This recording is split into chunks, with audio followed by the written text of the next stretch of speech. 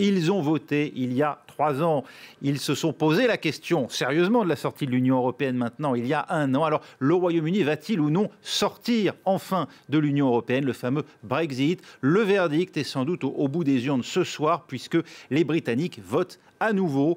Élection générale dans le pays à la demande du Premier ministre Boris Johnson, lui qui souhaite conforter sa majorité. Oui, mais voilà, les derniers sondages se sont considérablement resserrés. Il n'est pas sûr que les électeurs britanniques choisissent ce soir un camp plutôt qu'un autre. Autrement dit, on pourrait se retrouver avec ce qu'on appelle là-bas un hung parliament, à nouveau l'incapacité pour un camp ou l'autre de diriger le pays. On va en parler avec toujours, cette fois à mes côtés, Rebecca Vincenzi. Vous êtes trésorière du Parti travailliste, Labour, pour la région Paris-Nord-Est et membre du Labour International. Merci d'être avec nous. Face à vous, Jeremy Stubbs, président du Parti conservateur, ici même à Paris. Bonjour. Et on part tout de suite à Londres rejoindre Hervé Amoric pour voir un peu quel est l'état d'esprit et d'abord le niveau de la mobilisation des Britanniques. Hervé. Eh bien, pour l'instant, pour une élection en plein hiver avec une pluie incessante depuis l'ouverture des bureaux de vote, il y a eu des queues. Ça faisait longtemps qu'on n'avait pas vu dans le Grand Londres des queues, Putney, dans le sud de Londres, dans l'est de Londres, dans l'ouest de Londres, des queues de plus de 15 minutes, parfois dans la journée, ce qui montre a priori une bonne participation dans le contexte de cette élection en plein hiver. Je ne dis pas que le reste du pays soit dans la même situation, mais en tout cas ici à Londres, c'est ce qui est rapporté. Évidemment, c'est une croisée des chemins pour le Royaume-Uni. On sait que si le Royaume-Uni s'engage dans la direction que montre Boris Johnson, c'est la sortie de l'Union européenne le 31 janvier. Ensuite, on ne sait pas, bien sûr, combien la période de transition, si elle durera effectivement, comme le promet Boris Johnson, seulement jusqu'à la fin de 2020.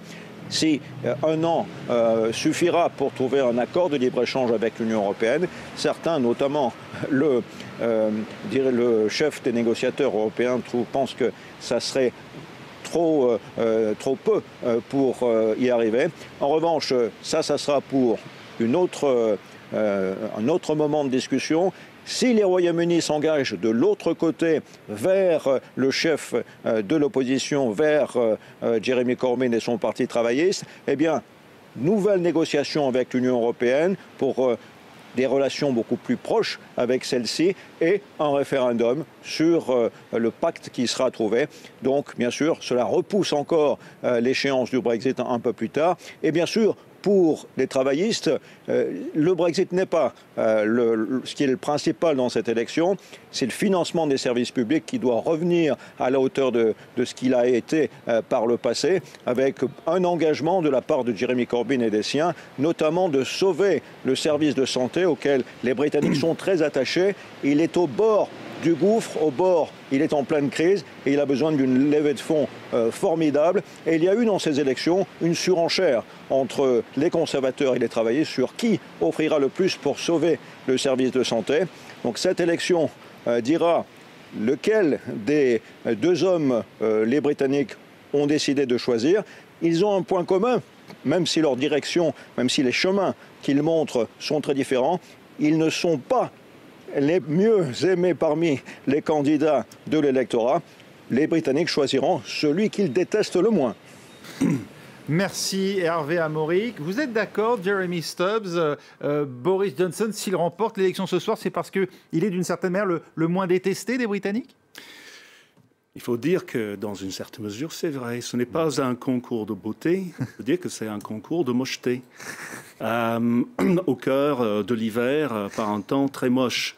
En même temps, ce qui est en jeu est extrêmement sérieux. Et à l'heure actuelle, nous ne savons pas du tout quel va être le résultat de tout ça. Ah oui, vous pensez que malgré des sondages, on va peut-être en voir encore un, qui ont montré de manière finalement assez constante jusqu'à ces derniers jours une avance de 10 points ou plus pour les conservateurs, eh bien, il y a un risque véritablement d'un rétrécissement comme on a pu le voir dans la toute dernière ligne droite ? Ce que disent les experts au Royaume-Uni, c'est que même une petite fluctuation... C'est un sondage, je précise bien que ce qu'on voit à l'écran est un sondage et non pas un résultat. Allez-y, Jeremy, pardonnez-moi. Tout à fait. Oui, on voit très souvent des sondages pareils ou avec des résultats beaucoup plus serrés. Les derniers sont plus serrés. Et donc, une petite fluctuation peut donner lieu à un résultat extrêmement différent, soit une grande majorité pour les conservateurs, soit une petite majorité, soit une situation sans majorité dont pourraient profiter M. Corbyn et les nationalistes écossais. Alors le nombre d'or, c'est 326, c'est la majorité aux communes où siègent 650 députés, de la moitié, donc plus un siège.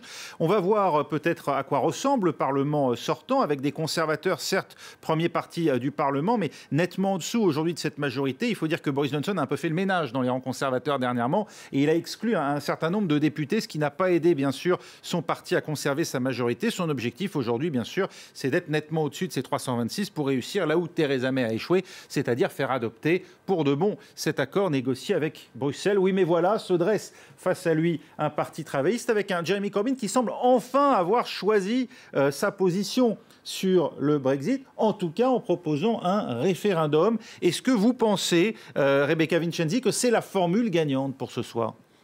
Oui, je pense parce que Jeremy Corbyn a pris une stance neutrale dans cette situation et ce qu'il veut faire, voudrait faire une négociation avec l'EU s'il gagne et ça se ferait en 3 mois. Il voudrait une négociation sans avoir une frontière entre Irlande et Angleterre et puis il voudrait rester dans une union de douane et puis il voudrait... Lui veut rester dans l'union douanière, hein, même si ça ne...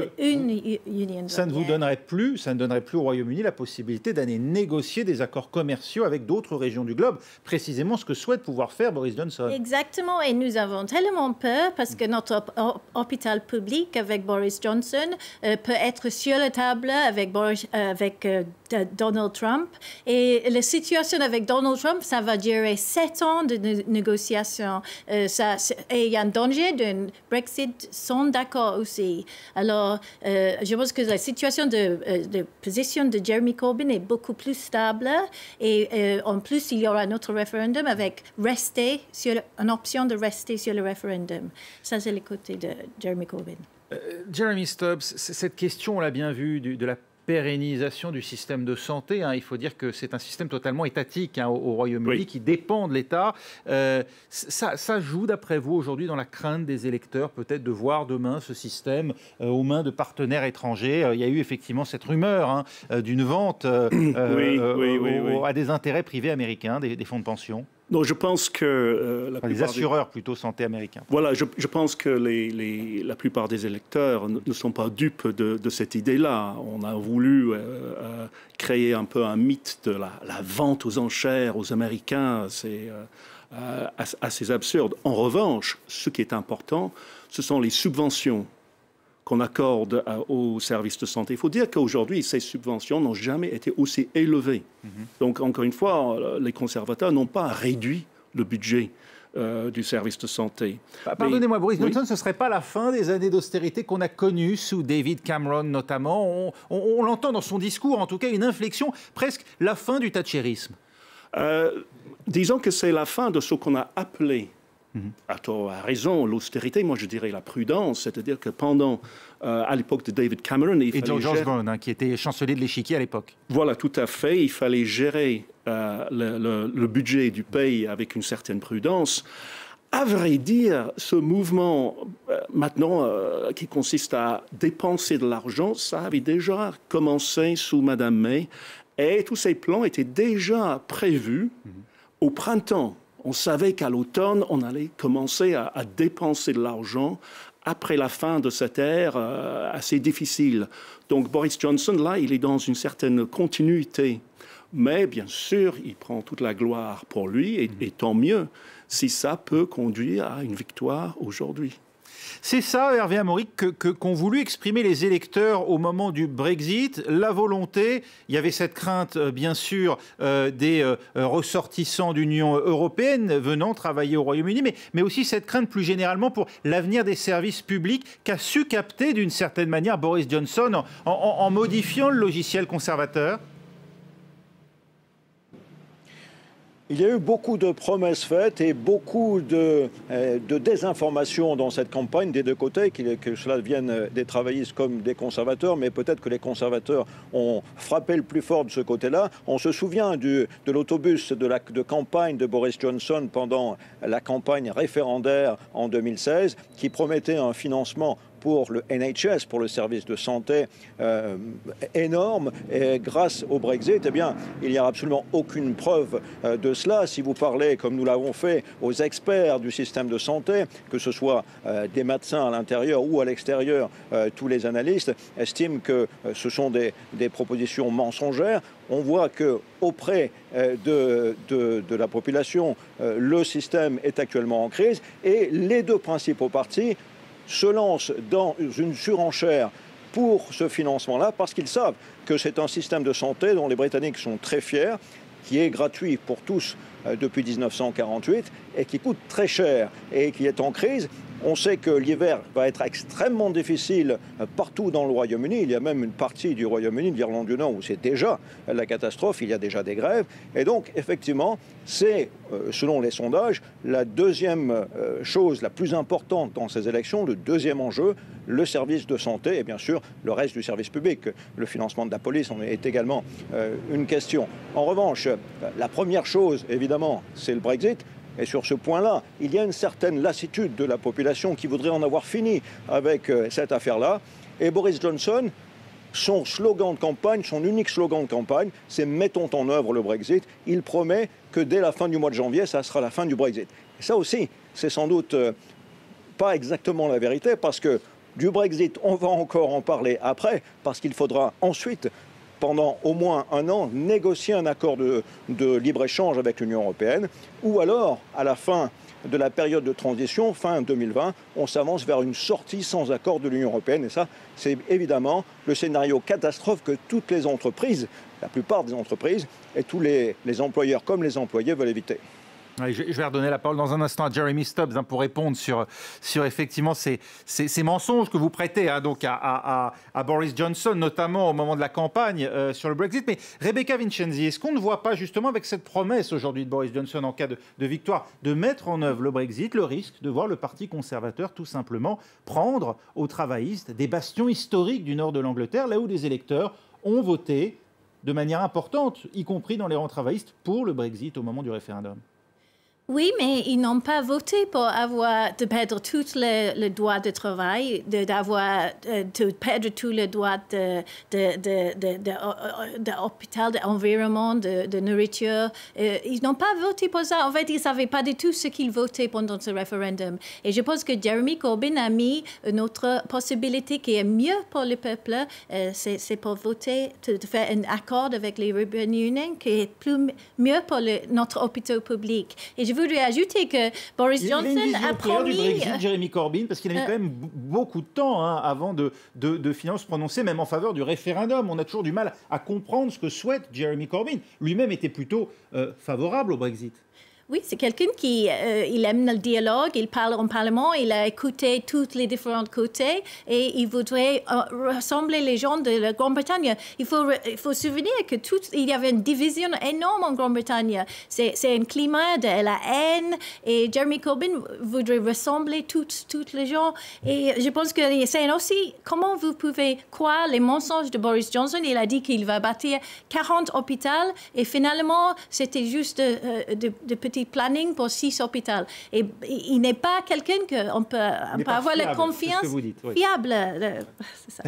Il n'est pas fiable, Boris Johnson. Il a menti pour remporter le référendum sur le Brexit qui a fait partir David Cameron. Et il ment à nouveau aujourd'hui aux électeurs, Jeremy Stubbs, sur les négociations de sortie avec l'Union européenne. Est-ce que le Royaume-Uni peut en retirer ? Oui, justement, si on commence avec le fameux bus, et on n'en a jamais fini avec le bus, mais on sait que strictement, tout cet argent ne partait pas, puisque le Royaume-Uni gardait une somme importante de cet argent, soi-disant envoyé à Bruxelles. Donc on a abusé les électeurs sur ce point. Mais en même temps, l'argent qui, en quelque sorte, revenait, n'était pas sous le contrôle du gouvernement britannique.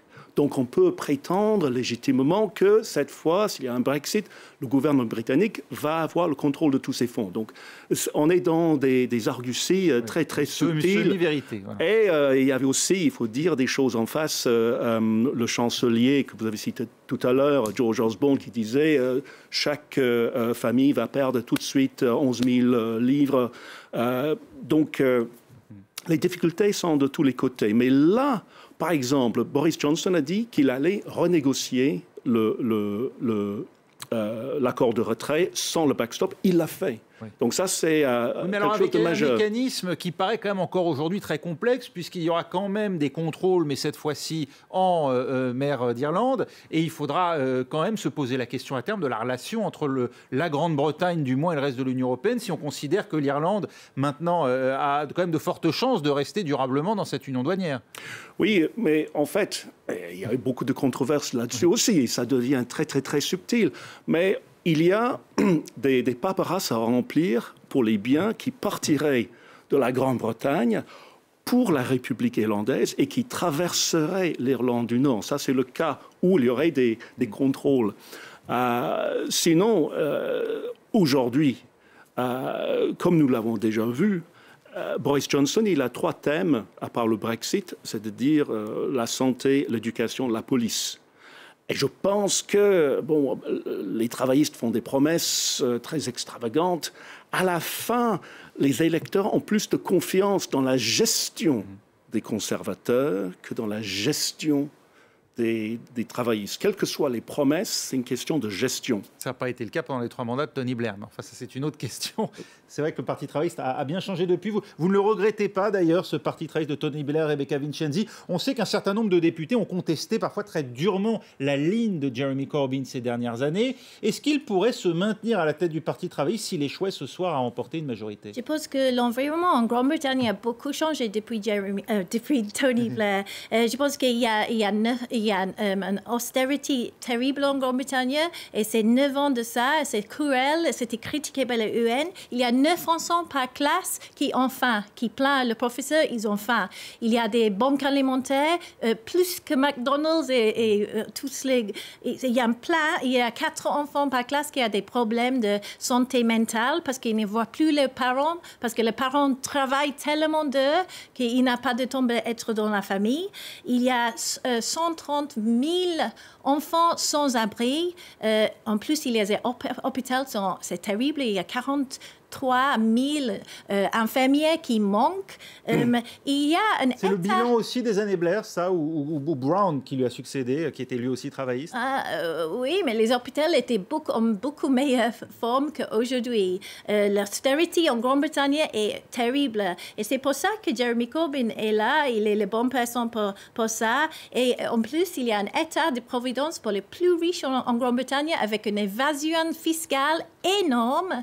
Et en plus de ça, il y a un climat de division où l'immigration est le bouc émissaire pour tous les problèmes. Le Parti travailliste n'a plus gagné sur une ligne réellement à gauche depuis la fin des années 70. On se souvient des échecs de John Smith, de Neil Kinnock. Est-ce que vous pensez réellement aujourd'hui que les électeurs sont prêts à faire confiance à cette ligne? Je pense qu'il y a beaucoup de jeunes qui votent aujourd'hui, ils ont déjà un député, les jeunes, parce qu'ils doivent payer énormément pour avoir une place dans une université. Je pense qu'il y a beaucoup de gens qui en ont marre de la situation et j'espère que Jeremy Corbyn peut faire les promesses que les gens veulent, beaucoup de gens veulent en Grande-Bretagne. Hervé Amaurik, on parle évidemment du Parti conservateur et du Parti travailliste, les 2 principaux partis qui dominent historiquement la vie politique britannique, mais elle n'est plus seulement bipartisane aujourd'hui, cette vie politique, puisque d'autres partis, alors les libéraux-démocrates bien sûr, et puis on l'a vu dernièrement, le Brexit Party a émergé, notamment à l'occasion des élections européennes. Où en sont-ils aujourd'hui? Il y a le Scottish National Party bien sûr. Dans quelle mesure ces partis-là pourraient demain faire ou défaire la majorité? Pour le Parti national écossais, c'est sans doute une élection où le parti va se retrouver à nouveau premier parti en Écosse. Il y a assez peu de chances que ça soit différent et il pourrait jouer effectivement un rôle sur la scène nationale. Et pour cela, il faut évidemment qu'on soit dans une situation où le Parti conservateur n'a pas de majorité. Il y a une véritable dans ce duel, parce que c'est un duel désormais entre les travaillistes et les conservateurs, ce sont les deux seuls partis dont les leaders peuvent devenir Premier ministre, soit Boris Johnson obtient une majorité au Parlement, ici derrière moi, ou alors c'est probablement Jeremy Corbyn qui se retrouvera Premier ministre avec une coalition où, effectivement, les libéraux-démocrates et les nationalistes écossais, sous certaines conditions, entreraient comme partenaires. En revanche, si on regarde ce qui s'est passé dans cette campagne, c'est une campagne où les libéraux-démocrates se sont lancés contre le Brexit avec une promesse et avec beaucoup d'enthousiasme, mais on voit que au fil de la campagne, dans les sondages, ils ont chuté. Ils sont, selon les sondages, pas en mesure d'obtenir plus d'une vingtaine de sièges. De la même façon, le parti du Brexit est parti très fort et avec les alliances qui ont été faites, se retrouve à moins de 2% dans les sondages. Donc on voit que c'est une élection importante. Le Royaume-Uni sait qu'il est à la croisée des chemins et il y a véritablement probablement des raisons de voter utiles dans les circonscriptions, surtout où cette affaire va se jouer, circonscriptions qui pourraient passer de travaillistes à conservateurs ou le contraire. Et donc, les Britanniques vont sans doute voter utile, c'est ce qu'indiquaient les sondages, alors qu'on approchait de la fin de cette campagne. Donc, les deux grands partis sont véritablement... C'est un système, effectivement, qui le veut. C'est un système où il n'y a pas de second tour, ce n'est pas un système proportionnel, et c'est donc celui qui obtient le plus de voix qui a le plus de chances. Et cela favorise les grands partis, comme le Parti conservateur ou le Parti travailliste. Merci Hervé Amaurik. Jeremy Stubbs, un dernier mot. Effectivement, on voyait le Brexit Party, premier parti du Royaume-Uni à l'issue d'élections européennes, certes qui n'avait pas grande valeur, car le pays était engagé sur la voie de la sortie de l'Union européenne et le scrutin avait peu mobilisé. Pour autant, quand on regarde les sondages et sur la foi de ces sondages, on a le sentiment que Boris Johnson aura au moins réussi une chose, c'est à siphonner l'électorat du Brexit Party. Aujourd'hui, les conservateurs ne sont plus en danger de mort. Tout à fait, tout à fait. On nous donnait justement pour morts ou moribonds, les travaillistes aussi, et on voit qu'aujourd'hui, les deux partis principaux sont bien vivants. En même temps, dans la situation actuelle, les faiseurs de roi, s'il y en a, ce seront les Écossais. Parce que les Écossais auront plus de députés que les Lib Dems, les libéraux-démocrates. Car ils sont archi-dominants chez eux. Voilà. Sauf que là, toujours, le Parti conservateur représente l'opposition en Écosse parce que le Parti conservateur en Écosse représente l'union. Et les travaillistes, pas du tout, malheureusement. Vous craignez d'ailleurs, c'est la question, le mot de la fin, on a 1 minute. Alors on revient, c'est un long débat qu'on rouvre, mais vous craignez qu'une victoire conservatrice ce soir, qui amène au Brexit, puisse signifier aussi un futur référendum sur le départ éventuel de l'Écosse du Royaume-Uni?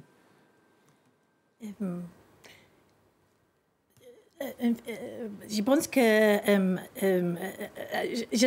c'est difficile à savoir qu'est-ce que se passera. En fait, on est tous... Vous craignez en tout cas, Rebecca Vincenzi?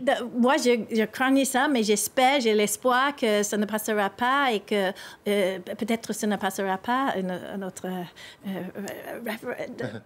Vous, Jeremy Stubbs, qui est un europhile, oui, est-ce que la rançon, le prix à payer, le départ éventuel de l'Écosse, vous l'imaginez possible? Je pense que si M. Corbyn est élu, ou s'il est au pouvoir, il y aura un référendum sur le Brexit et un référendum sur l'indépendance écossaise. Et ça va être la confusion maximale, selon moi. Merci. Oui. Il a dit qu'il ne ferait pas un référendum avec l'Écosse après peut-être le deuxième an, mais il a assez... Non. Merci Rebecca Vincenzi, merci Jeremy Stubbs. La réponse au bout de cette soirée avec le résultat de ces élections législatives au Royaume-Uni, avec au bout la possibilité du Brexit d'ici fin janvier. Restez avec nous dans un instant. Édition spéciale, une autre élection se joue aujourd'hui. Elle a lieu en Algérie.